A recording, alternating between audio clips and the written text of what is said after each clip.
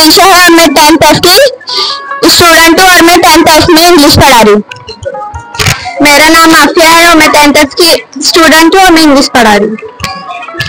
मेरा नाम इस्मा है और मैं 10th F की स्टूडेंट हूँ और मैं उर्दू पढ़ा रही हूँ। मेरा नाम बुशरा है और मैं 10th F की स्टूडेंट हूँ और मैं हिंदी पढ़ा रही हूँ। मेरा नाम मुंतशा है, मैं 10th F की स्टूडेंट हूँ और मैं इंग्लिश पढ़ा रही हूँ 9th में। मेरा नाम सानिया सलीम शेख है, मैं 10th F की लड़की हूँ, मैं 9th E में इंग्लिश पढ़ा रही हूँ। मेरा नाम ज़ैनब है, मैं 10वीं क्लास की लड़की हूँ 10th की और उर्दू पढ़ा रही हूँ। मेरा नाम सना है, मैं 10th F की लड़की और उर्दू पढ़ा रही हूँ 9th F में। मेरा नाम आयशा महमूदीन खान है, मैं 10th C की हूँ और मैं मैथ्स पढ़ाने वाली हूँ। मेरा नाम तैयबा शेख है, मैं 10th F की स्टूडेंट हूँ और मैं 9th I में साइंस पढ़ा रही हूँ। मेरा नाम सानिया, मैं 10th F की स्टूडेंट हूँ, मैं साइंस 2 पढ़ाने वाली। मेरा नाम जारा है, मैं 10th F से और मैं 9th D में पढ़ाने वाली। मेरा नाम शिफा है और मैं 10th F से हूँ, मुझे 9th F में पढ़ाना है ज्योग्राफी। मेरा नाम फिजा है, मैं 10th F से हूँ, मेरा लेक्चर मैथ्स 1 है, 9th F में पढ़ाना है। मेरा नाम अल्फिया है, मैं 10th C से हूँ, मुझे आज 9th C में पढ़ाना है इंग्लिश। मेरा नाम फौजिया है और मैं 10th C की हूँ और मुझे आज हिस्ट्री और उर्दू का 9th I में लेक्चर। मेरा नाम सोला है, मैं 10th C की स्टूडेंट हूँ, आज मुझे साइंस में पढ़ाना है 9th। मेरा नाम खदीजा है और मैं 10th C की और मुझे आज मैथ्स पढ़ाना है। मेरा नाम शमा है और मैं 10th C की हूँ, मुझे 9th में साइंस 1 पढ़ाना है। मेरा नाम अल्फिया है, मैं 10th C की हूँ, मुझे 9th में हिंदी पढ़ाना है। मेरा नाम रीमा, मैं 9th C में ज्योग्राफी और उर्दू की टीचर हूँ। मेरा नाम खुशनुमा महमूद शेख है, मैं 10th E की स्टूडेंट हूँ, मैं 9th D में पढ़ाने जा रही हूँ। मेरा नाम गजाला है, मैं 10th E में पढ़ती हूँ, मैं 9th में ज्योग्राफी पढ़ाऊंगी। मेरा नाम ज़ारा मुस्तफा अंसारी, मैं 10th E की स्टूडेंट हूँ और मैं 9th में मैथ्स पढ़ाने वाली हूँ। मेरा नाम समीरा है, मैं 10th E की स्टूडेंट हूँ, मैं 9th D में उर्दू पढ़ाने वाली हूँ। मेरा नाम आफिया है, मैं 10th में पढ़ती हूँ और मैं आज हिंदी पढ़ाऊंगी। मेरा नाम साइमा है, मैं 9th J में मराठी पढ़ाने वाली हूँ। मेरा नाम सोलेहा है, मैं 10th E की स्टूडेंट हूँ, मैं 9th को इंग्लिश पढ़ाने वाली हूँ। मेरा नाम नाज़मीन है और मैं 10th D की हूँ और मैं 9th में हिंदी पढ़ाने वाली हूँ। My name is Safiza, I teach in English 9th I में। मेरा नाम सानिया है, मैं 10th D की स्टूडेंट हूँ और मैं 9th में उर्दू पढ़ाने वाली हूँ। मेरा नाम लाइबा है, मैं 10th F की स्टूडेंट हूँ और मैं 9th में मैथ्स 2 पढ़ाने वाली हूँ। मेरा नाम रिहान है, मैं 10th D का स्टूडेंट हूँ और मैं 9th में इंग्लिश का पढ़ाऊंगा। मेरा नाम सादिया सदफ है, मैं 10th D की स्टूडेंट हूँ और मैं 9th H में उर्दू पढ़ाने वाली हूँ। मेरा नाम मरियम है, मैं 10th D की स्टूडेंट हूँ और 9th G में हिंदी पढ़ाने वाली हूँ। मेरा नाम तैयबा ईशा है, मैं 10th की स्टूडेंट हूँ, मैं 9th में पढ़ाने वाली हूँ। मेरा नाम तमन्ना है, मैं 10th क्लास E में पढ़ती हूँ और मैं 9th में हिस्ट्री पढ़ाने वाली हूँ। मैं 10th F की स्टूडेंट हूँ, मैं हिस्ट्री पढ़ाने वाली हूँ। मेरा नाम सुमैया है, मैं 10th F की स्टूडेंट हूँ, मैं मराठी पढ़ाने वाली हूँ।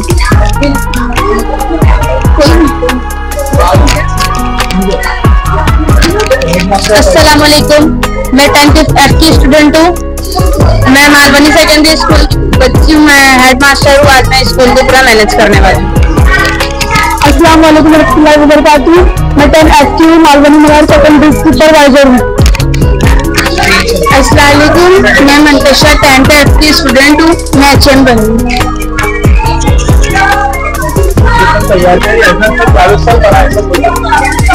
तो यहाँ पर आज आपने देखा कि आज हमारे यहाँ पर 9 सितंबर 2025 को टीचर्स डे सेलिब्रेट किया जा रहा है और ये तमाम बच्चे जो है आज 10वीं जमात के टीचर्स बने हुए हैं और ये बच्चे जो है 9th के बच्चों को पढ़ाने वाले हैं।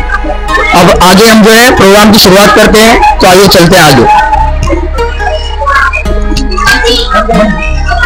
हमेशा हमारे आजू बाजू लोग रहते हैं लेकिन वो हमें दिखाई नहीं देते। In what way are they related to our everyday life, वो हमारी डेली लाइफ से जुड़े हुए होते हैं। अब यूजफुल माइक्रो ऑर्गेनिज्म किसे कहा जाता है, वो हमारे रिलेटेड कैसे होते हैं हम वो पढ़ेंगे अभी। इसका सबसे पहला पॉइंट है लैक्टोबैसिलाई। सिमियर है drop of fresh butter milk on a glass like.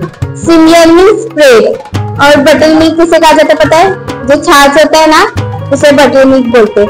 तो ग्लास से एक स्लाइड लेंगे, वो है मुश्तरक माशी निजाम मुल्की की आजादी से कबल हुई इस बात पर गौर फिक्र जारी था। मुल्क की आजादी से पहले भी ये बात की चर्चा हो रही थी कि हम किस तरह की मईशत को इख्तियार करेंगे जब हमें आजादी मिलेगी। हमें किस किस्म की मईशत को इख्तियार करना चाहिए। वजीर आजम जवाहरलाल नेहरू ने कोई भी हतमी रास्ता इख्तियार करने की बजाय दरमियानी रास्ता इख्तियार किया। दुनिया के कुछ मुल्कों में सरमायादाराना तो नहीं हो, तुम्हारे तौर तरीके, तुम्हारा अंदाज़े गुफ्तगू, तुम्हारी सलीकामंदी बताइए कि तुम दूसरों से मुख्तलिफ हो। हमें अपने बारे में बताओ, तुम कौन हो, कहाँ के रहने वाले हो, इस पेशे में क्यों कर आए, किस्मत देख कहाँ भरकर। हुजूर आपको तुम सराखों पर। वैसे एक अरसा हुआ मैंने ये भला दिया कि मैं कौन हूँ और नहीं चाहता कि रात में दबी चिंगारी को कोई खरीदे। महाराजा ये कहकर तो तुमने हमारे तजस्सुस की आग को और भड़का दिया है। किस्मत देख हम तुम्हारी रुदात जरूर सुनना चाहेंगे। किसी पास बुक ही नहीं, टेक्स्ट बुक नहीं निकाले आप लोग। तो उसकी रात पता है किसी को क्या मतलब है इसका? तो उसकी रात मतलब सर्दी की रात, ठीक है। हल्कू ने आकर अपनी बीवी से कहा, शहना आया है, लाओ जो रुपए रखे हैं इसे दे दो। किसी तरह गर्दन तो छूटे। मुन्नी बहू झाड़ू लगा रही थी, पीछे फिरकर बोली, 3 ही तो रुपए हैं, इसे दे दोगे तो कम्बल कहाँ से आएगा। माघ पोष की रात खेत में कैसे कटेगी। इससे कह दो कि फसल पर रुपए दे देंगे, अभी नहीं है। तो हल्कू जो है वो किसान है और मुन्नू अपने खेत के किनारे ओक की पत्तियों की एक छतरी के नीचे बांस के कठोले पर पुरानी गाड़े की चादर ओढ़े हुए कांप रहा था। कठोले के नीचे उसका साथी कुत्ता जबरा पेट मुंह डाले सर्दी से फूफू कर रहा था। दोनों में से एक को भी नींद न आती थी। हल्कू ने घंटों को गर्दन में चमकाते हुए कहा, क्यों जबरा जाड़ा लगता है, कहाँ तू था के घर में टाल पर लेट रहे तो यहाँ क्या लेने आया था। अब खा सर्दी, मैं क्या करूँ, जानते थे कि मैं हलवा पूरी खाने जा रहा हूँ। दौड़ते हुए आगे आगे चले आए। अब रोई अपनी नानी के नाम को। जबरा ने पड़े पड़े दुम हिलाई और एक अंगड़ाई लेकर चुप हो गया। शायद वो समझ यहाँ पे अपना -डिग्री नहीं चलता है और यहाँ पे इसके लिए बर्फ नहीं जमती है। अगर हम लोग देखेंगे हिमालय साइड पे तो वहाँ पे डिग्रीज अलग होती है, इसके लिए वहाँ पे बर्फ ज्यादा जमती है। यहाँ पे बर्फ नहीं जमती ना कभी भी, इसी वजह से। तो बारिश होती है तो वही पानी जो -डिग्री में होता है ना उसी से बर्फ बनती है। तो बर्फ बनने के बाद वहाँ पे जो ग्लेशियर पिघलता है वो डेरे खाई कभी कभार आ जाया करो, इसे अपना ही घर समझो। तुम्हारे आने से मुझको लहू की बेल को 2 दिन आराम मिल जाएगा, वरना मुझे ना मेरा ऑफिस चले लेने देता है और ना घर की मसरूफियात एक पल का आराम का मौका देती है। मेरे आराम की फिक्र किसे है, तुम ही इन सबको समझा सकते हो। तुम्हारा हुक्म कोई नहीं टालता, तुम्हारा हवाला मौजूद ना हो तो छुट्टी की दरख्वास्त भी मंजूर नहीं होती। मतलब जैसे कि हम लोग को बुखार आता है तो क्या नाम है, हम लोग दवा वगैरह की तैयारी में लग जाते, सेवा करने लगते, मतलब टाइम पे खाना मिल रहा है कि नहीं ये सब देखते, डॉक्टर को बुलाते, इंजेक्शन लगवाते। लेकिन सबको ऐसा लगता है, लेकिन बड़े लोग क्या समझते हैं कि बुखार को भगाने की तैयारी हो रही है, लेकिन ऐसा कुछ नहीं होता है। बुखार की खातिरदारी की जाती है, इसमें उसको दवाई देना है, मतलब बुखार आता है तो उसकी मेहमान नवाजी कह सकते हैं। जब बुखार जाने लगता है, जब बुखार ठीक, मतलब जब लोगों को बुखार आता है वो ठीक होने लगता है, तो मरीज जो होता है, जो शख्स होता है जिसे बुखार आता है, वो कहता है उससे चुपके से कि भाई कभी कभार आ जाया करो, इसे अपने ही घर समझो, क्योंकि ना मेरा ऑफिस चलने देता है और ना घर की मसरूफियात। अगर हम लोग मतलब बुखार नहीं आता है तो हम हमेशा ऑफिस में रहते, स्कूल में रहते, ना हम लोग को छुट्टी भी नहीं मिलती है। लेकिन जब बुखार आता है हमें लेटर वगैरह लिख कर देते हैं तो वो लोग कहते हैं ठीक है आपको बुखार है तो आप 1-2 दिन के लिए रेस्ट कर सकते हो, छुट्टी। 1879 उत्तर प्रदेश में हुआ था इनका मृत्यु। 15 नवंबर 1988 उत्तर प्रदेश में हुआ था। जयशंकर प्रसाद जी हिंदी साहित्य के छायावादी कवियों के 4 प्रमुख संत वो में से एक हैं। बहुमुखी प्रतिभा के धनी प्रसाद जी कवि, नाटकाकार, कथाकार, उपन्यासकार तथा निबंध के रूप में प्रसिद्ध हैं। ये जो थे मुसन्निफ, ये नाटक भी करते थे और कथा भी करते थे और उपन्यास भी करते थे और निबंध भी लिखते थे। तो हम लोग सबक शुरू करेंगे। कार्निवाल के मैदान में बिजली जगमगा रही थी, हंसी और विनोद का कलनाद गूंज रहा था। मैं खड़ा था उस छोटे फुहारे के पास जहां एक लड़का चुपचाप देख रहा था। उसके गले में फटे कुर्ते के ऊपर एक मोटी सी सूत की रस्सी पड़ी थी और जेब में कुछ ताश के पत्ते थे। उसके मुंह पर गंभीर विषाद के साथ धैर्य की रेखा थी। एक ऐसा मेला लगा हुआ था मैदान में, उसमें एक लड़का था, उसका नाम विनोद था। नहीं, एक लड़का था जैसे कि खेल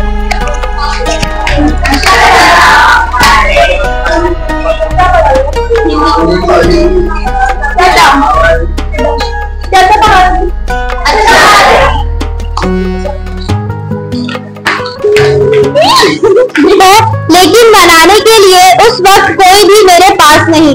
जो दादा जान है उनकी 122वीं सालगिरह है और उनके पास उनकी सालगिरह बहुत मनाने के लिए कोई नहीं।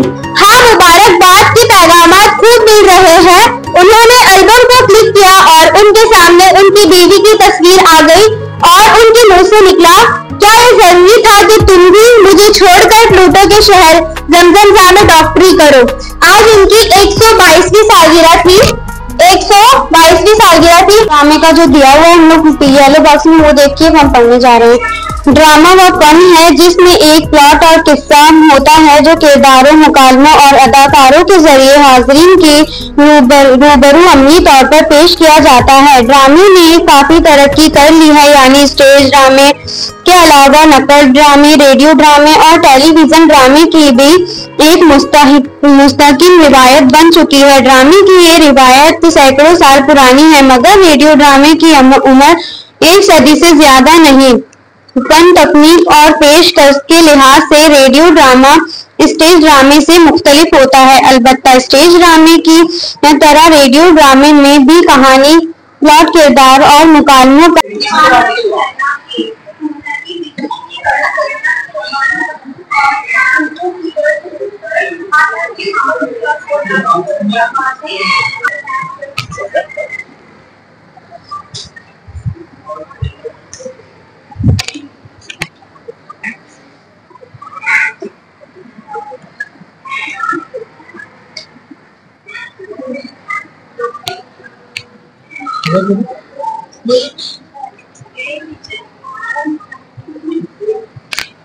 आंसर। ये जो बास्केट ऑफ फूल सबक है, इसमें आपने क्या समझना है? सबक के अंदर क्या है, किसके ऊपर बनाया गया सबक है?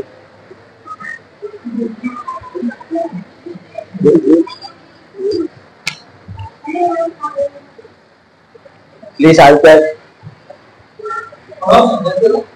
तो इस सबक में बताया गया कि जितना बच्चा जो मान एक सिटी है, समझाते शहर है और यहाँ पे गाँव है, बीच में जो रास्ता है ना, वहां कैसे अंधेरा हुआ, वहां पे रोशनी रहती है, लाइट दिखती है, अंधेरे में कभी हादसा हो सकता है, कभी कुछ हो सकता है ना। तो इसमें बताया गया कि वो बच्चा मून से मून लाइट मांग रहा है, मून की रोशनी मांगेगी, रोशनी मिले जो जिसका बाप अपने घर पे आ सके आराम से, ना उसको अंधेरा ना कुछ रास्ते में कोई रुकावट है। तो इस तरह में बताया गया कि बच्चा एक मून से कैसा रोशनी मांग रहा है, बस इसके बारे में बताया। तो ओ मून गिव मी। तो सेम हम लोग सेम जो होता है वो हम लोग की एकदम बेसिक यूनिट ऑफ लाइफ होता है। हमारे मतलब हमारे लाइफ का बेसिक यूनिट होता है।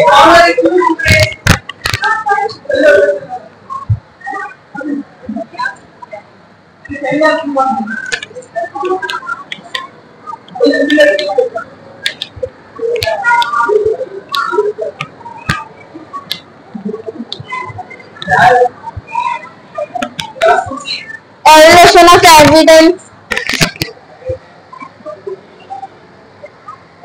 Evaluation of evidence.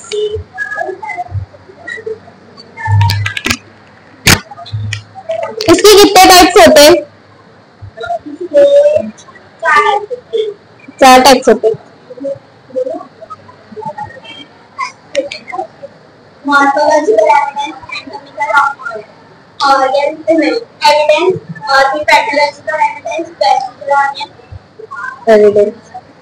ईमान तो गया। इस लाइन में शायर बोल रहा है कि उसने खातिर मतलब क्या, किसी को पता है? हाँ, मतलब दोस्त या महबूब बोलो, जो भी बोलो, उसका जो महबूब था वो उसने उसकी बात मान तो लिया, लेकिन उसने अपना ईमान गवा दिया, झूठ बोला उसने। उसको मनाने की वजह से उसने झूठ बोला, लेकिन उसका ईमान चला गया। तो उसने शायद इसी लाइन में यही बोला है कि खातिर से लिहाज से मान तो गया, झूठी कसम से ईमान तो गया। दिल लेके मुफ्त में कहते हो कुछ काम का नहीं, उल्टी शिकायतें हुई एहसान तो गया। शायर ने अपना दिल अपने महबूब को दे दिया, या दोस्त जो भी बोलेंगे आप, उसने दे दिया। गाड़ी के अमल से चीज होती है उड़िया गाड़ी से तैयार होने वाले कचरे, यानी ढेर खाद मुख्तलिफ अवामिल के जरिए बहकर आगे चला जाता है। अवामिल की रफ्तार कम होने पर इसका जखीरा बनता है। अब जखीरा बनता तो इस तरह क्या होता है? इस तरह बहता पानी, नदी, बर्फानी नदी, हवा, समुद्री लहरें और ज़ेरे जमीन पानी से अवामिल, कार्बन, उड़िया जारी, अमले इंतकाल और इज्तिमा कारी यानी अमानतकारी में मदद करते हैं। इन अवामिल की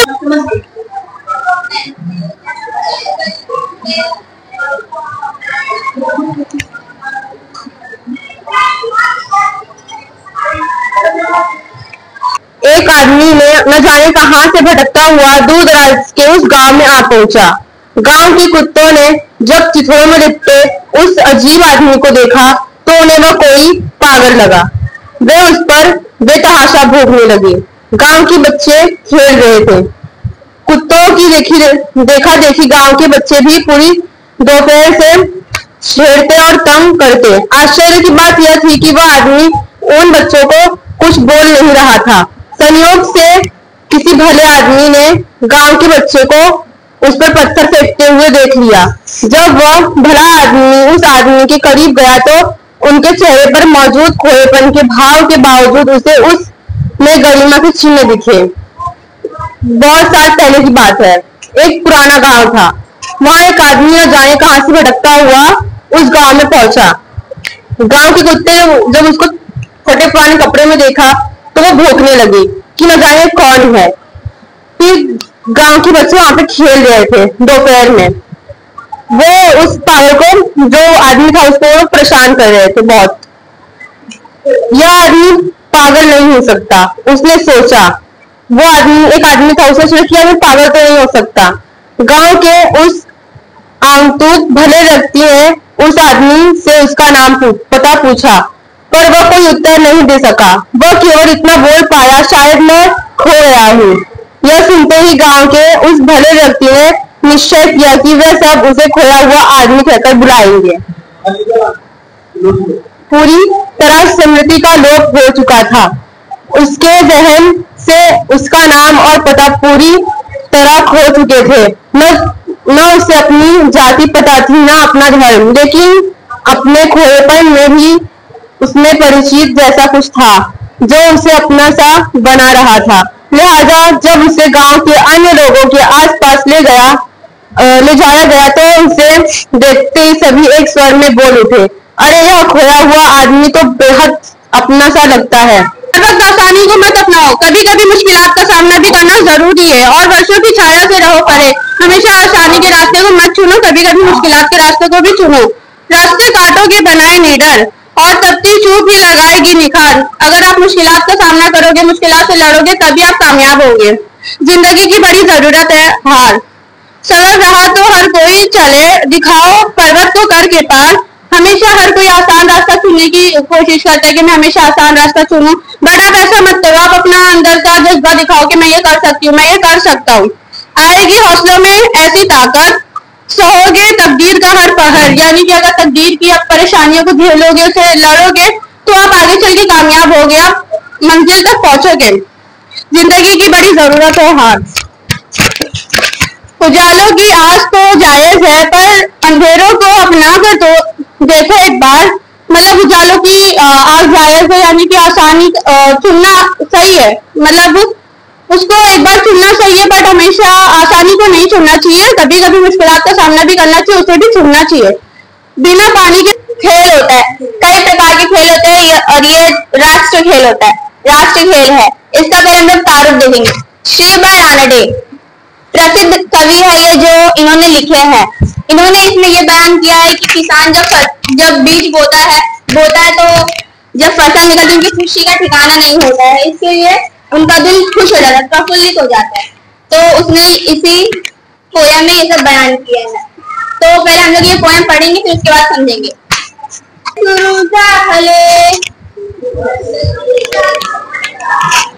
ओला चारा बैल माझले,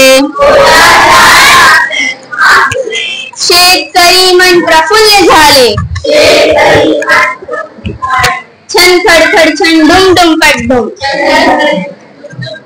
लेजिम चाल जो रात, अरे लेजिम चाल जो रात, दिवटी फुरफुर करू लागली, पाडग्यांची वर डोके डुलली, रंग खेळ्या सज्ज जहाली. I want to choose the road that I will take. I can choose to take the road of life that leads to great success, or travel down the darkness road that leads to great distress. Please open up my eyes, dear Lord, that I might clearly see. Help me stand for what is right. Bring out the best in me. Help, Lord, to just say no when temptation comes my way, that I might keep my body clean and fit for life each day. When my teenage years are over, I know that I will see that life is very best with you walking next to me. Thank you. सुनना पड़ेगा।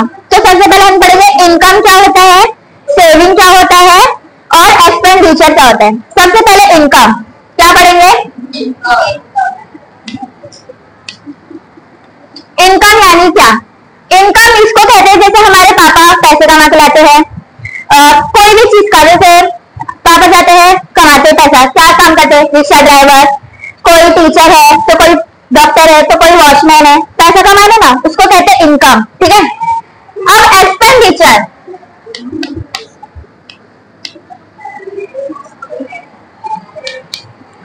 Expenditure यानी क्या, expenditure यानी जब पैसा आएंगे तो हम इसको रख के फिर देखेंगे नहीं, पैसे क्यों आ रहे, हम खाएंगे ना, वो पैसे से हम कपड़े खरीदेंगे, स्कूल की फीस देंगे, ट्यूशन की फीस देंगे, खाने की चीजें खरीदेंगे, इसको कहते हैं एक्सपेंडिचर। हमने कमाए और उससे वो पैसे से हमने जो चीज खरीदा उसको कहते हैं एक्सपेंडिचर। इतना समझा। अब सेविंग, सेविंग यानी क्या, अब ऐसा तो नहीं है कि पापा जो पैसा कमाए सीधा खा ले, खत्म, कुछ नहीं सोचा, आगे तो सोचना पड़ेगा ना। तो हम थोड़ा पैसा बचाएंगे, अपना सेविंग करेंगे कि नहीं हमें थोड़ा बचाना है, हम आगे ये करेंगे, हमें ये बनना है, सेविंग तो करेंगे ना। तो ये हम लोग को पहले आना चाहिए, तभी हम चैप्टर नंबर 6 पढ़ पाएंगे। चैप्टर नंबर 6 सबको भारी लगता है क्योंकि हम लोग उसको समझ नहीं पाते। अगर जब हम उसको समझ जाएंगे ना तो मैथ्स बहुत इजी लगेगा। बच्चों को मैथ्स बहुत भारी लगता है, पर अगर हम उसको समझ के करेंगे ना तो सबसे इजी चैप्टर मैथ्स है। तो फर्स्ट क्वेश्चन है, इतना समझा ना सबको। तो फर्स्ट क्वेश्चन है, अलका स्पेंड 90%। अलका ने स्पेंड क्या, कितना, 90%। उसकी कमाई पता है क्या, नहीं, इसने इतना कमाया, 50,000 कमाया, ऐसा बोले हैं नहीं, उसने सिर्फ बताया कि अलका ने स्पेंड किया, जो उसका पैसा था ना उसने स्पेंड किया, यानी कि उसने कुछ खाया या कुछ खरीदा है, 90%। इतना समझा। Of the money that she revise every month, मतलब हर मंथ जब भी उसका जो सैलरी आता था वो 90% उसमें गवाती थी, यानी कि स्कूल फीस देती होगी या खाने का चीज खरीदती होगी या कपड़े चीज का। ये नहीं बताया कि वो कितना कमाती थी, सिर्फ बोला कि 90% स्पेंड करती थी भाई।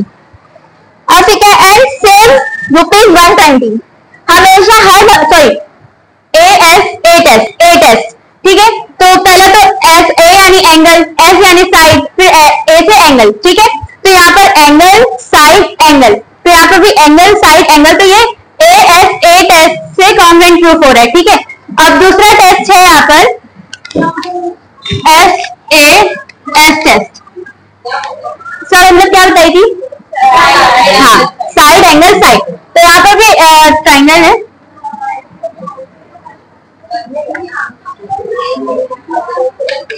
ऐसे पहले तो ये साइड दोनों एक दूसरे की सेम है, पहले साइड सेम है, फिर एंगल सेम है, उसके बाद रिटर्न साइड सेम है, तो इसमें इसको एस ए एस से हम लोग कॉमन प्रूव कर सकते हैं। तो यहाँ पर एस ए एस टेस्ट हो गया। अब थर्ड है क्या था थर्ड, हाँ एस एस एस टेस्ट। तो एस एस एस टेस्ट क्या है? हाँ, जो ऐसा ट्राइंगल जिनके तीनों साइड्स एक दूसरे के इक्वल हो, ये इक्वल है इसके, ये इक्वल है इसके, ये इक्वल है इसके, ठीक है, तो इसको एस एस टेस्ट बोलते हैं। अब चौथा हाइपोटेनियस साइड टेस्ट। हाइपोटेनियस क्या होता है?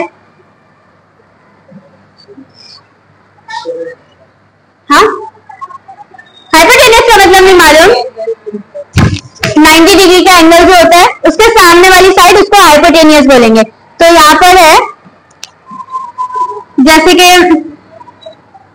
आज हम लोग पढ़े लेटर की 2 टाइप्स होते हैं, एक होता है इनफॉर्मल और एक होता है फॉर्मल। और हम पहले पढ़ेंगे इनफॉर्मल लेटर। इनफॉर्मल लेटर सबसे पहले अपना सेंटर एड्रेस डालेंगे, उसके बाद डेट डालेंगे जिस डेट में हम लोग लिख रहे हैं, और इंट्रोडक्शन देंगे अपना, जैसे मैं ठीक हूँ, आप लोग भी वहाँ पर अच्छे मिडिल पैराग्राफ लिखेंगे, मैं सिचुएशन लिखेंगे, जैसे हम लोग किसी ट्रिप पर जा रहे हैं और ट्रिप के लिए हम लोग को परमिशन चाहिए और फीस चाहिए, और फिर उसका ग्रीटिंग रिगार्ड्स लिखेंगे और पैराग्राफ एंड कर देंगे और थैंक यू लिखेंगे और यार लगेंगे, अपना नाम लिख देंगे नीचे। इनफॉर्मल लेटर खत्म हो जाएगा। फिर हम लोग लिखते हैं फॉर्मल लेटर। फॉर्मल लेटर में सेंटर एड्रेस लिखेंगे जो इनफॉर्मल में लिखते हैं, और डेट लिखेंगे, और सब्जेक्ट जिस बारे में लिखना है वो लिखेंगे, सिचुएशन ऐसे डियर सर, डियर मैडम, और अपने जो जैसे हम लिख रहे हैं किसी के बारे में, सफाई अभियान के। आंटी ने घर का कोना कोना ढूंढ मारा, एक एक अलमारी के नीचे बिछे कागज तक उलट कर देख लिए, बिस्तर हटाकर 2-2 बार झाड़ डाला, लेकिन झुमका ना मिला था, झुमका ना मिलना था, ना मिला। ये तो गनीमत थी के सर्वेश को झुमके के बारे में पता नहीं था, वरना सोचकर कांटी सिर से पांव तक शहर उठी। इसमें जो कांटी है उसका कोई झुमका घूम गया है, तो उसने अलमारी के नीचे कागज हटा के बिस्तर सब ढूंढ मारे और उसको झुमका ना मिला था। तो उसके हस्बैंड को पता नहीं था, तो झुमके के बारे में पता नहीं था, वरना फिर वो सर करके बैठ जाते, परेशान हो जाते, तो उसने अपने हस्बैंड को बताया नहीं था। अभी पिछले महीने ही तो मुन्नी की घड़ी खोने पर सर्वेश ने किस तरह पूरा घर सर पर उठा लिया था। अभी जो उसका हस्बैंड था, उसकी बेटी थी मुन्नी, तो उसकी घड़ी घूम गई थी, तो उसके जब उसके हस्बैंड को पता चला तो उसने पूरा घर, मतलब उसकी घड़ी घूम गई थी, कहाँ है, तो परेशान होकर उन्हें चिल्लाने लगा था। कांटी ने हाथ में पकड़े दूसरे झुमके पर नजर डाली। क्या होता है?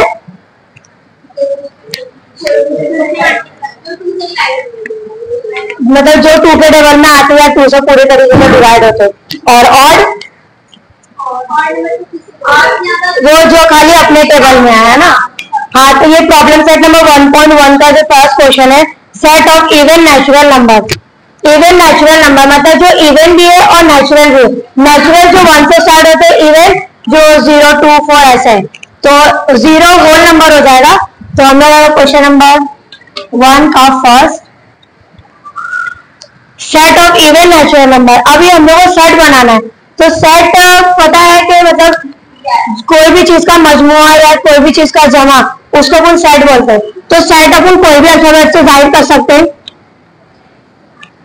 Set of even natural number, जो इवन भी है और नेचुरल भी है, तो कौन कौन से नंबर है वो बोलो। जैसे जो 2, 4, 6, 8, ये कभी खत्म नहीं होगा, इसमें वो कर। और ये डालना जरूरी रहता है, अगर ये नहीं डालेंगे तो यहाँ पे नंबर कटते हैं। अभी question number 2, set of even prime number from 1 to 50। 1 से लेके 50 के बीच में इवन और प्राइम दोनों नंबर होना चाहिए। अब इवन नंबर अपने को पता है जो 2 से पूरे तरीके से मुकम्मल तरह से तकसीम पजीर है, और प्राइम नंबर जो 2 से नहीं होते। तो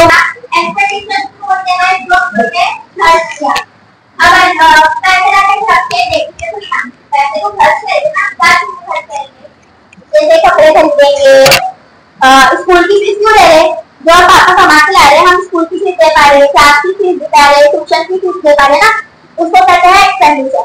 और सेविंग, हम लोगों को कुछ बचाना तो होगा। करंट एक टाइप का एनर्जी है, और वो हमारे डेली बेसिस में यूज होता है, जैसे हमारे होम में होता है fan, light, fridge, washing machine वगैरह, वो इलेक्ट्रिसिटी से चलता है। जैसे कि इंस्टीट्यूशंस में इलेक्ट्रिसिटी का बहुत यूज होता है। अगर कभी इलेक्ट्रिसिटी चली जाती है तो जनरेटर्स के हेल्प से इलेक्ट्रिसिटी यूज होता है।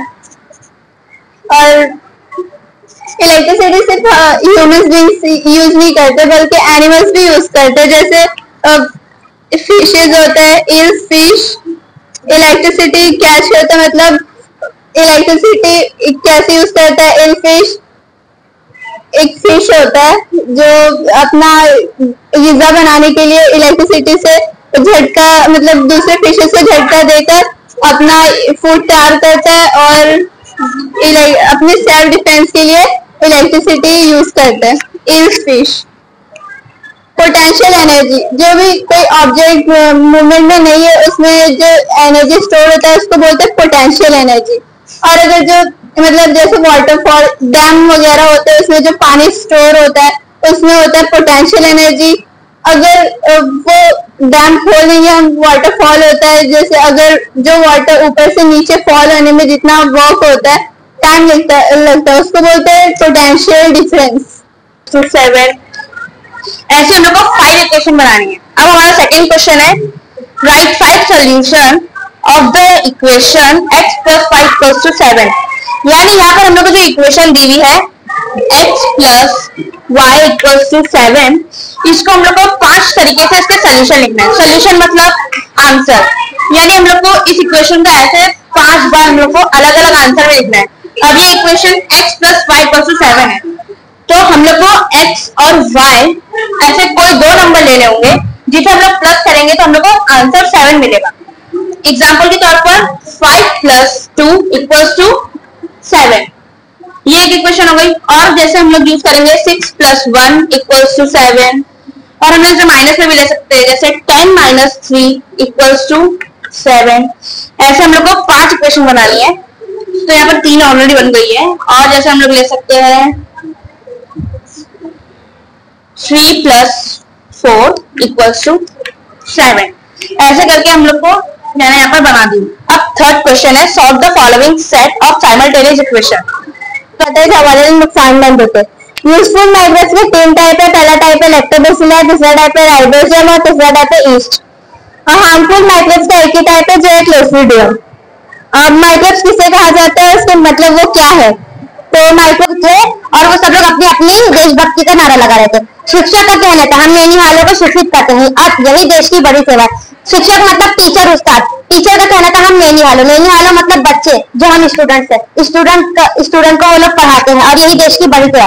चिकित्सक का कहना था नहीं, हम देशवासियों की जान बचाते हैं, अब ये प्रणाम पत्र तो हमें ही मिलना चाहिए। चिकित्सक मतलब डॉक्टर का कहना था हम देशवासियों की जान बचाते हैं, अगर किसी को चोट वगैरह लगे, किसी का एक्सीडेंट हो गया तो उन्हें सिर्फ हमें बचा सकते हैं और कोई नहीं बचा सकते। बड़े बड़े कंस्ट्रक्शन करने वाले इंजीनियर ने भी अपना अपना दावा पेश किया।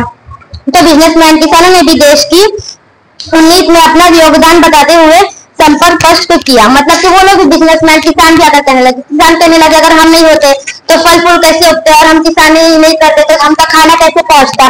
तब खरीदारी नेता आ गए, हमारे बिना देश का विकास संभव है क्या। सबसे बड़े देशभक्त तो हम हैं। खरीदारी मतलब जो गाँव की जैसे सरपंच वगैरह होते हैं वो, फिर वो कहे अगर हम नहीं होंगे तो इस गाँव का क्या होगा। ये सुनकर सब धीरे धीरे खिसकने लगे। तब आवाज आई, अरे लाल सिंह तुम अपनी बात नहीं रखोगे क्या। लाल सिंह एक बूढ़ा आदमी था जो फौजी में था, वो रिटायर हो चुका था। मैं तो क्या ही कहूँ, रिटायरमेंट फौजी ने बोला, किस बिना पर कुछ कहूंगा, मेरे पास तो कुछ नहीं है। 3 बेटे पहले ही फौज में शहीद हो चुके, मतलब उसके 3 बेटे थे जो पहले ही फौज में शहीद हो चुके थे और वो भी रिटायरमेंट हो चुके थे। तो क्या होता है 3 साइड होती है और 3 एंगल्स होती है, राइट। ट्रायंगल्स की 3 साइड होती है और 3 वो होती है एंड साइड्स और एंगल्स होते हैं। ये ट्रायंगल्स में फर्स्ट जो theorem of remote interior angles, ये बस उसमें हम लोग को सबसे पहले क्या बताना जरूरत है कि इंटीरियर एंगल कौन सा और एक्सटीरियर एंगल कौन सा है। ये PRS is exterior angle because ये ट्रायंगल के बाहर है, और इंटीरियर एंगल चूंकि ये ट्रायंगल के अंदर है। ट्रायंगल एक्सटीरियर एंगल कौन सा है? जो ट्रायंगल के बाहर होता है, बट ट्रायंगल से जुड़ा हुआ है। और interior angles PQR is interior angle, PRS is exterior angle. समझ में आया? अब थ्योरम ऑफ इंटीरियर एंगल्स में हमें यह बताया गया है कि angle PRS is equal angle P और एंगल Q को प्लस करेंगे तो एंगल PRS हो हम लोग को फाइंड होगा। जस्ट अगर एंगल Q 45 है और एंगल P 50 है तो एंगल बमों की जीत की, हार की, प्यार की, मार की। क्या तुम नहीं सुनोगे इन प्यारों की कहानी? किताबें कुछ कहना चाहती है, तुम्हें तुम्हारे पास रहना चाहती है। किताबों में चिड़िया चहचहाती है, किताबों में खेतियां लहलाती है, किताबों में झरने गुनगुनाते हैं, परियों के किस्से सुनाते हैं, किताबों में रूट के राजा है, किताबों में साइंस की आवाज है, किताबों का कितना बड़ा संसार है, किताबों में जान की भरभरार है। क्या तुम इस संसार में नहीं जाना चाहोगे? किताबें कुछ कहना चाहती है, तुम्हारे पास रहना चाहती है। तो अभी आप क्या समझे किताबों में? क्या हिंदी का 5वां सबक, किताबें कुछ कहना चाहती हैं। किताबें करती हैं बातें बीते जमाने की, आज की, कल की। किताबें बातें करती हैं पिछले जमाने की, आज की, कल की, और एक एक पल की, खुशियों की, गमों की, फूलों की, जीत की, हार की। किताबें हमसे बातें करती हैं प्यार की, मार की। क्या तुम सुनोगे इन किताबों की बातें? किताबें कुछ कहना चाहती हैं, तुम्हारे पास रहना चाहती हैं। किताबों की चहचहाती, किताबें चहचहाती हैं, किताबों में खेतियां लहलहाती हैं, परियों के किस्से सुनाती हैं। किताबें परियों के किस्से भी सुनाती है, हम सुनते हैं। और कुछ कहानियां, स्टोरीज भी हम सुनते हैं। कि आप फरमाइए, मैं जरा जोश में आ गया था। इंसान को अपनी मौजूदा हैसियत देखना चाहिए। आज क्योंकि मैं एक खानसामा हूँ, इसलिए इरशाद की तामील करता हूँ। मैं इन लोगों में से नहीं जो बुजुर्ग सुल्तान दूध कहकर अपने माजी पर फासिल अपने माजी पर फख्र करे या अफसोस करे, और मैं उन लोगों में से भी नहीं जो मुस्तकबिल के इंतजार में हाथ पर हाथ धरे बैठे रहते हैं। हुजूर, मैं माजी का मालिक हूँ, हाल का मालिक और मुस्तकबिल का भी मालिक हूँ। किस्मत है पहला वर्तमानकार,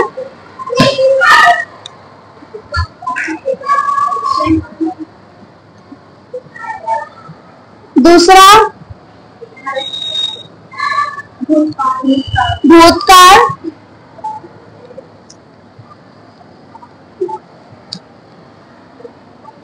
और तीसरा भविष्यकाल।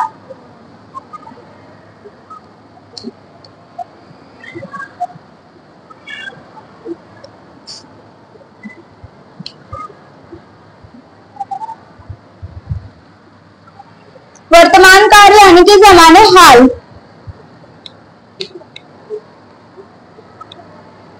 जमाने हाल में होता है कि जो अभी दौर चल रहा है, जो अभी हम लोग कर रहे हैं, वो उसको जमाने हाल कहते हैं।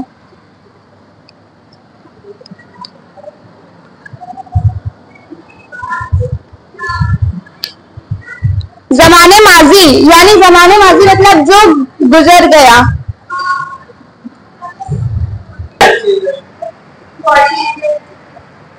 बॉडी लैंग्वेज अच्छी थी और कॉन्फिडेंस अच्छा था। चलो, और नौशाद पढ़ाने में भी बहुत अच्छा था। मेरे को मत, उसको बोलो। एक्सप्लेनेशन बहुत अच्छा था। अकबर बहुत अच्छे से पढ़ा, ऐसा पढ़ा कि सबको समझ में आ जाए। ओके, क्या चीज की कमी थी? और थोड़े से आवाज के ऊपर ध्यान देना है। और हाँ, स्पीड कम करने के लिए सजेशन है वो कौन सा? मैं भी बताया कार्टून देखने का। हाँ, वो क्या कहता बोलते हैं ना, उसकी नकल उतारने का, वो आराम से बोलता है तो वो स्पीड कंट्रोल में आ जाएगी। और ओवरऑल लेसन कैसा था? बहुत अच्छा था। तो याला चैप्टर में याला सवाल मैं नहीं कराऊंगा। नाम क्या है तेरा? आयशा।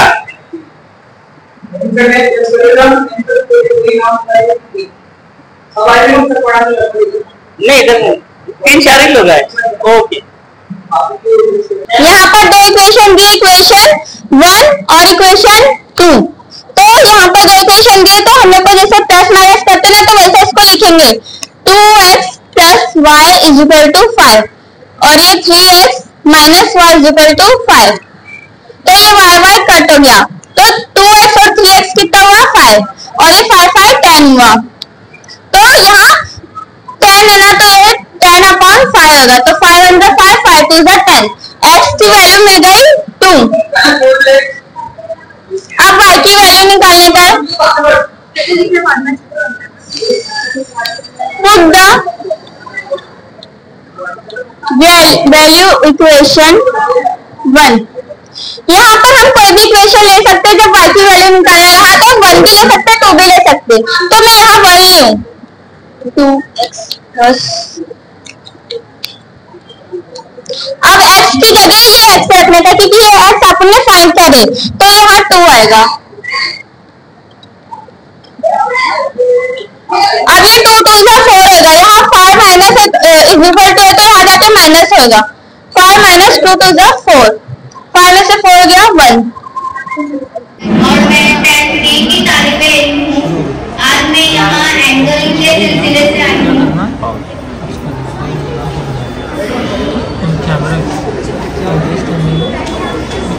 कुरान पाक की तिलावत करने के लिए 10th D से आ रहे हैं फातिमा शेख।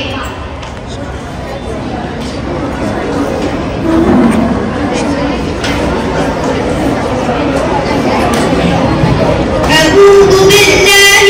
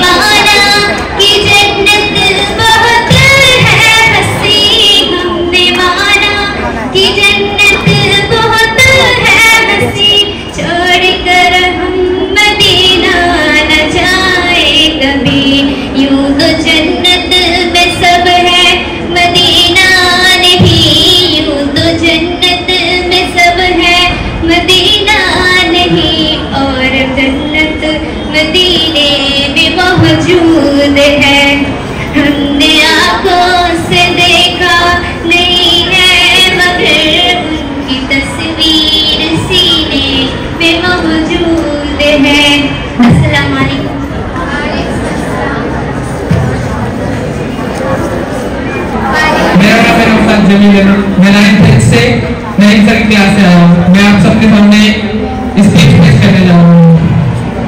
काबिल एहतराम इस्तिज़ा कराम, हर साल 5 सितंबर को टीचर्स डे मनाया जाता है, जो डॉक्टर सर्वपल्ली राधाकृष्णन के पैदाइश का दिन है। इस दिन पर टीचर्स के लिए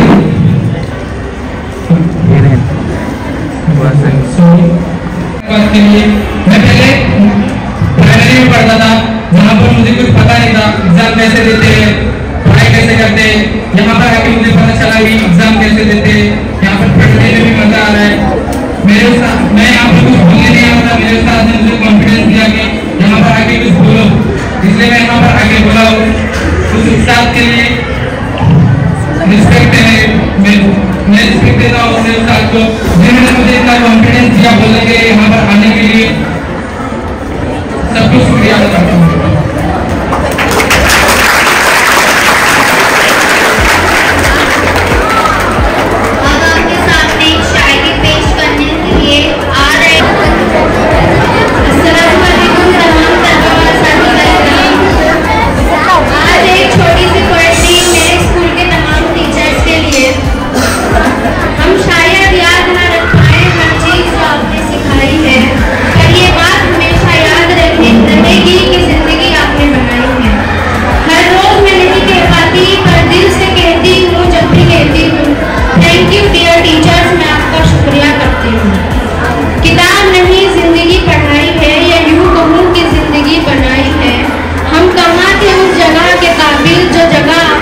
दिलाई है। थैंक यू एक्स्ट्रा कोच के लिए, बिन मांगे दिए लेक्चर्स के लिए, अच्छे व्यवहार और सलीके के लिए, जीवन जीने के तरीके के लिए। कैसे आगे बढ़ना है हमें जरा भी नहीं डरना है। एग्जाम क्लास का हो या जिंदगी का, हमें सभी पास करना है। सिखाया बहुत कुछ, पढ़ाया बहुत कुछ, हम ना समझते तो समझाया बहुत कुछ। सिर्फ टीचर नहीं, आप फ्रेंड बने, हर मुश्किल का एंड बने। थैंक यू डियर टीचर्स, आप दिलो जान से हमारे साथ हैं।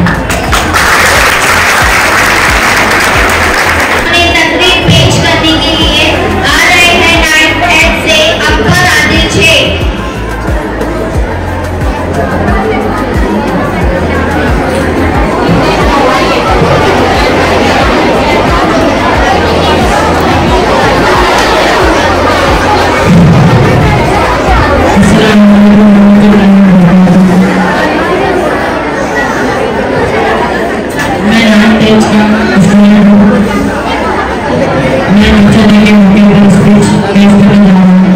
सबसे पहले तो मैं उस्ताद की इज्जत करना जरूरी है, बगैर उस्ताद की इज्जत के एक कम नसीब नहीं होता।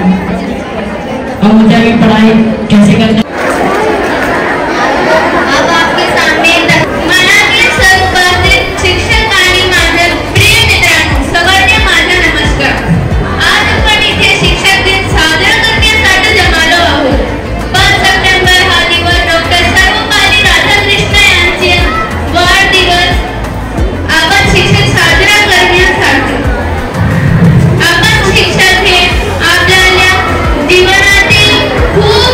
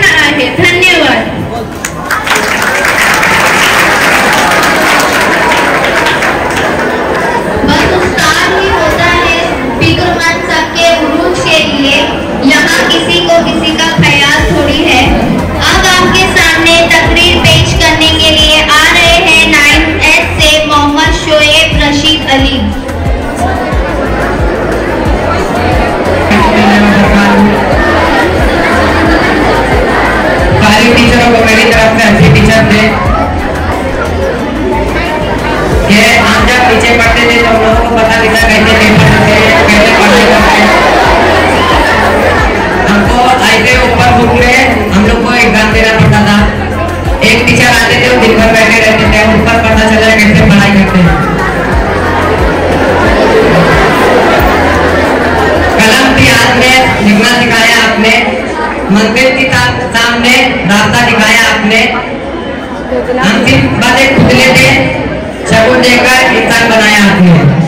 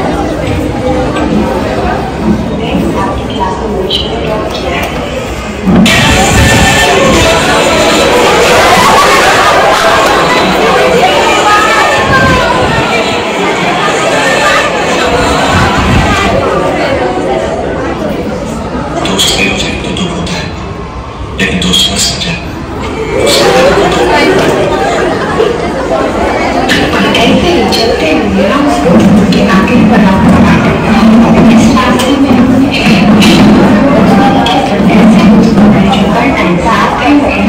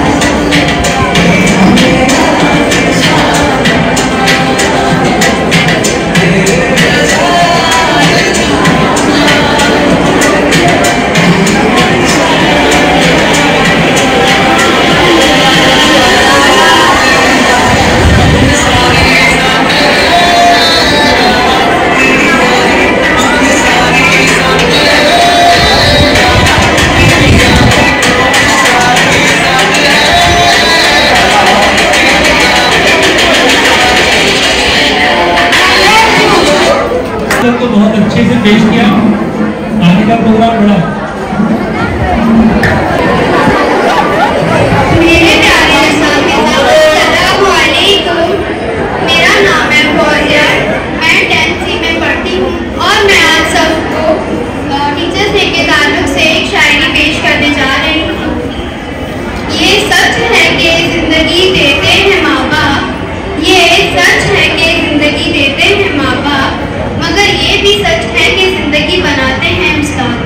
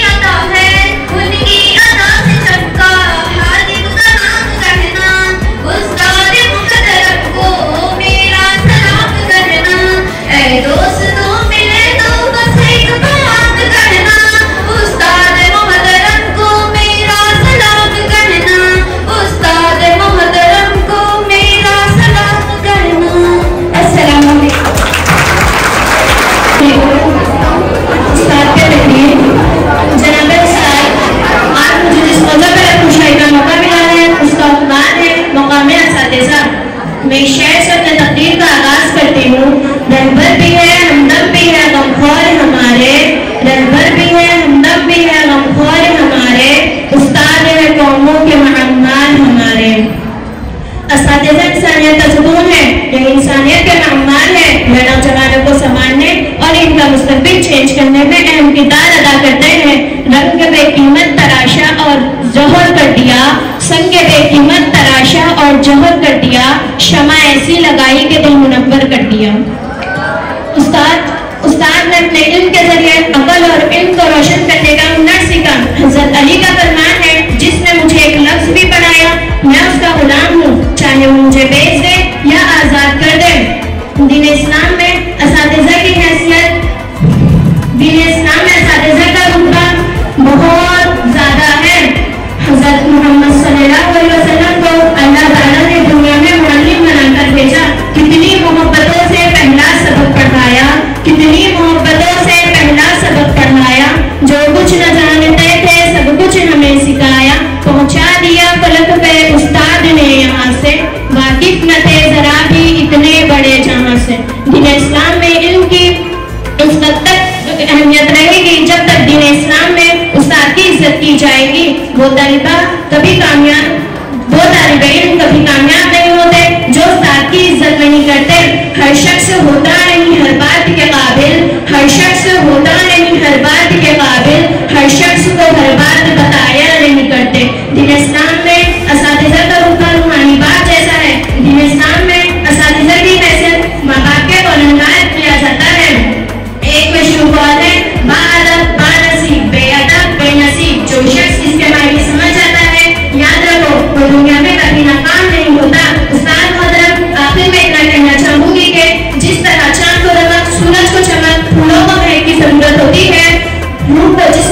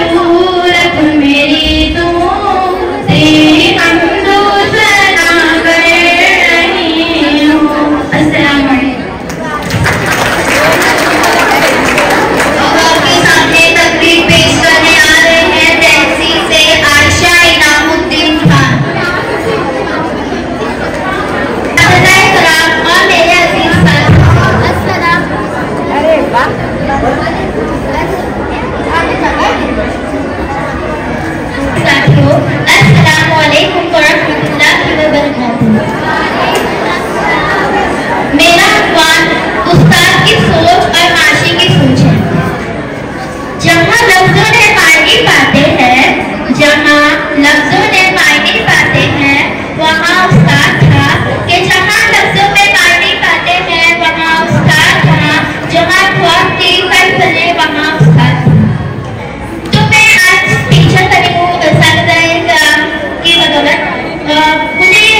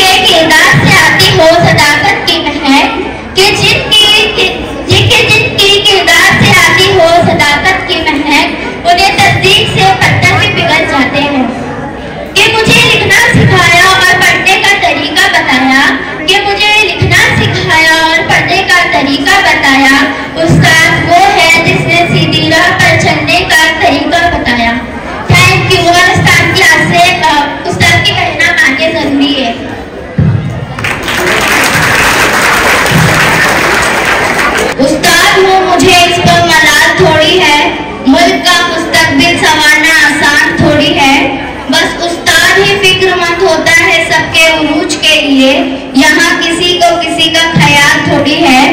मजा तो तब है किसी ख्वाब के जर्रे को मुनव्वर कर दूं। ये काम कोई मामूली काम थोड़ी है। अब आपके सामने सॉन्ग पेश करने आ रहे हैं।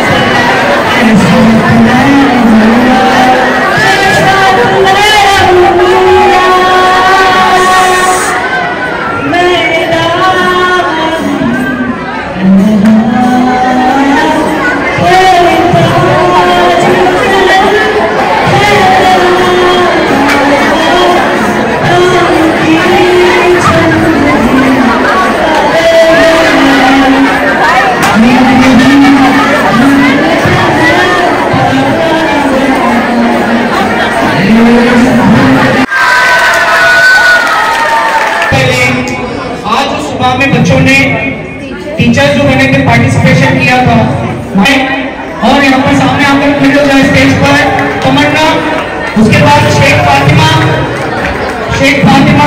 तैयबा रहीमा, उसके बाद मैं आवाज देता हूँ गजाला लाइबा, उसके बाद फिजा कुरैशी, शमा परवीन, ज़हरा, ज़ैनब, रेहान, अब्दुल रेहान इकलौता लड़का था जिसने पार्टिसिपेशन किया था टीचर बनने में। इसके अलावा कोई और लड़का नहीं था पूरे 64 में। तो तमाम बच्चे अब्दुल रेहान के लिए तालियां बजाएंगे और उसका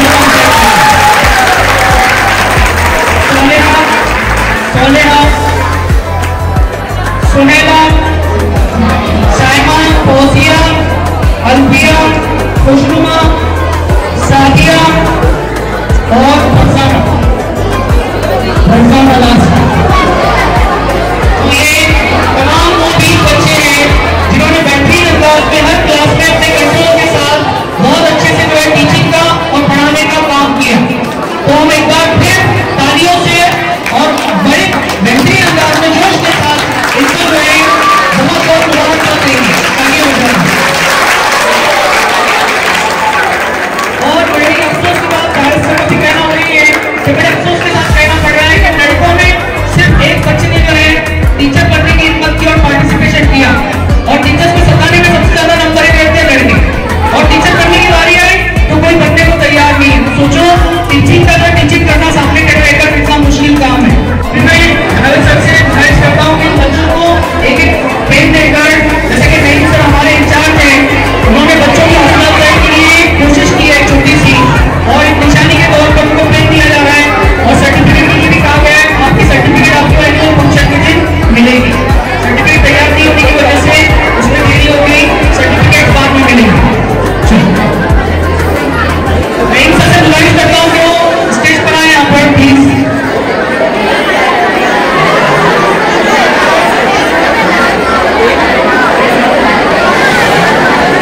पेन देकर उनकी हौसला अफजाई करें।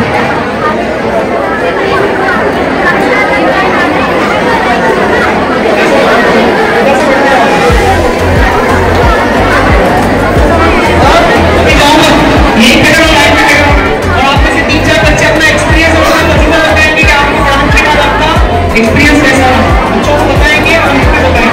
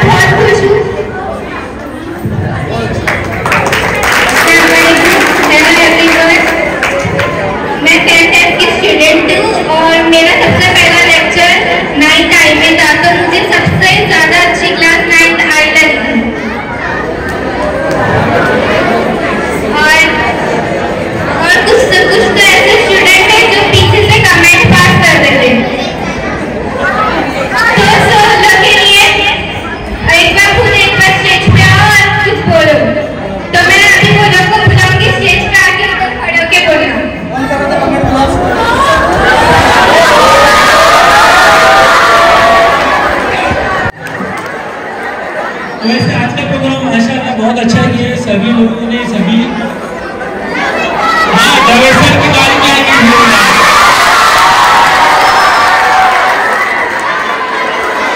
जावेद सर की भी तारीफ है।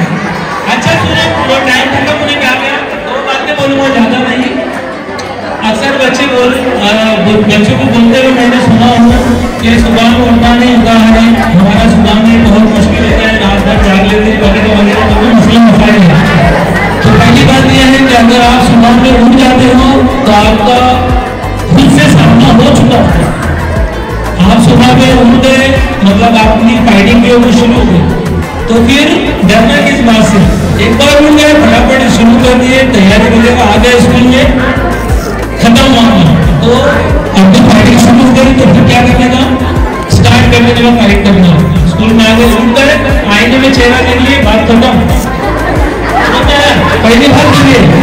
दूसरी बात ये कि अगर आप लोग सोच रहे हो कि हमारे बहुत मसले मसाइल हैं, कि हमको ये प्रॉब्लम है, ये प्रॉब्लम है, अम्मी का प्रॉब्लम है, अब्बू का प्रॉब्लम है, घर का, पानी का, अगर तुम लाख मसले सोचोगे तो तुमको 1 करोड़ मसले मिलेंगे।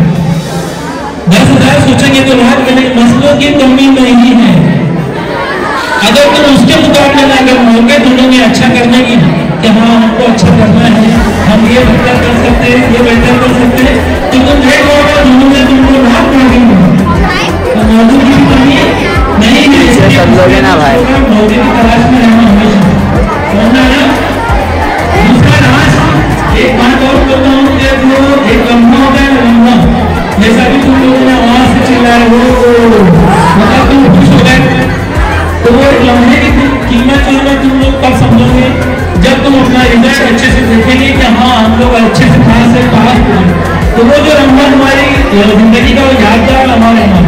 अगर वो यादगार नहीं बनेगा जब तक तुम उसकी कीमत नहीं जानोगे, तो हर अपने को यादगार बनाने के लिए अच्छे से मेहनत करो, अच्छे से जियो, अच्छे से खुश रहो और अच्छे से तैयारी करो ताकि वो तुम्हारा हमारा को कामयाब हो और यादगार। बस अपने को आप 5 दिन में खत्म करना चाहता हूँ। लड़कियां खड़ी हो बैठ जाते हैं।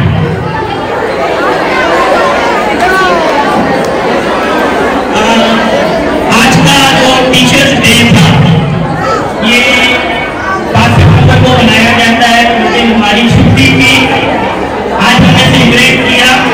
वैसे ये टीचर्स डे के बहुत ही मजा आया, इसमें कुछ खामियां थी वो धीरे धीरे अच्छी हो जाएगी। एक खास बात जो मैं आपको बताना चाहता हूँ प्रोग्राम के अंदर वो ये था कि कुछ बच्चों ने ऑन द स्पॉट तैयारी करके बोला, वो कुछ भी बोला, लेकिन उन्होंने स्टेज पर आए, खड़ा हुआ यहाँ पर या खड़े भी और उन्होंने कहा, ये बहुत बड़ी बात होती है। एक लड़की ने यहाँ पर उसने बहुत अच्छी टीचिंग की। मेरी क्लास के अंदर मैं बैठा था पीछे, बहुत मजा ले रहा था, पीछे जो बंद आए थे मैं स्टूडेंट था, बहुत मजा ले रहा था। तो 3 स्टूडेंट थे जो मुझे बहुत अच्छे लगे टीचिंग के अंदर। एक लड़की जो थी उसने उर्दू पढ़ाई थी, बुखार दर्द के चैप्टर का नाम था, तो मुझे भी बुखार आ गया था।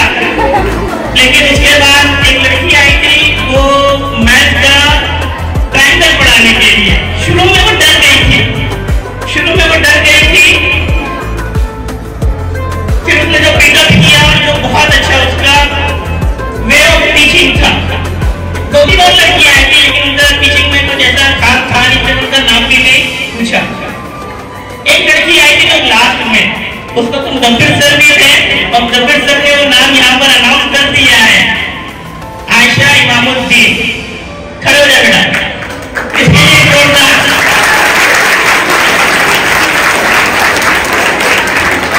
अच्छा ये आपकी टीचिंग करके चली गई, मैं यहाँ से जा रहा हूँ, उधर से आ रही थी, मैंने उसको रोका, मैं बोले ऑन द स्पॉट तुझे बोलना है कि टीचर बनने के बाद आपने क्या महसूस किया। वो ऑन द स्पॉट तैयारी करके आई और यहाँ से बेहतरीन अंदाज में उसने हमें तस्वीर की। मैंने नहीं सोचा था कि हमारे बच्चों के पास ऐसा टैलेंट हो जाए तो ऑन द स्पॉट हम तैयारी कर सकते हैं। तो मैं स्पेशल इमामुद्दीन के लिए स्पेशल गिफ्ट रहेगा और वो एनुअल फंक्शन होगा हमारा, तो इंशाल्लाह उसको मिलेगा।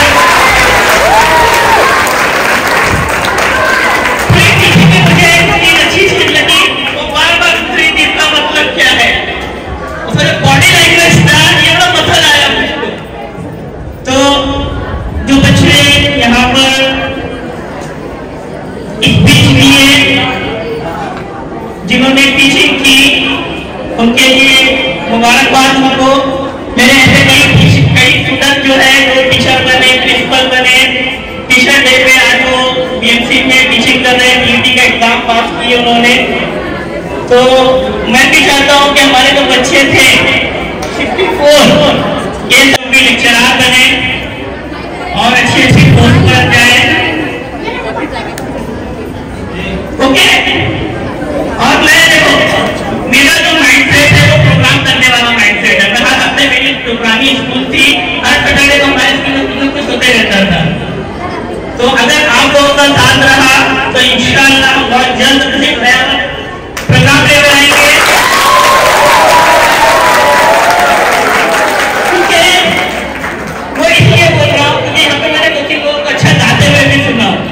इसका मतलब कि हमारे पास बहुत अच्छे नात को है यहाँ पर, है ना, नज्म और हमद पढ़ने वाले लोग यहाँ पर हैं।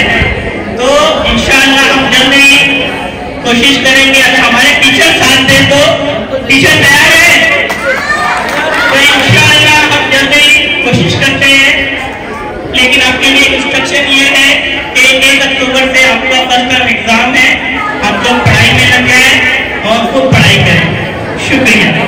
और इस प्रोग्राम को कामयाब बनाने में पूरा अपनी तरफ मदद करने की कोशिश की। अब बच्चों के लिए इंस्ट्रक्शन है कि जिस तरह से रोजाना हम लाइन से करते हैं, अपनी क्लास में जाकर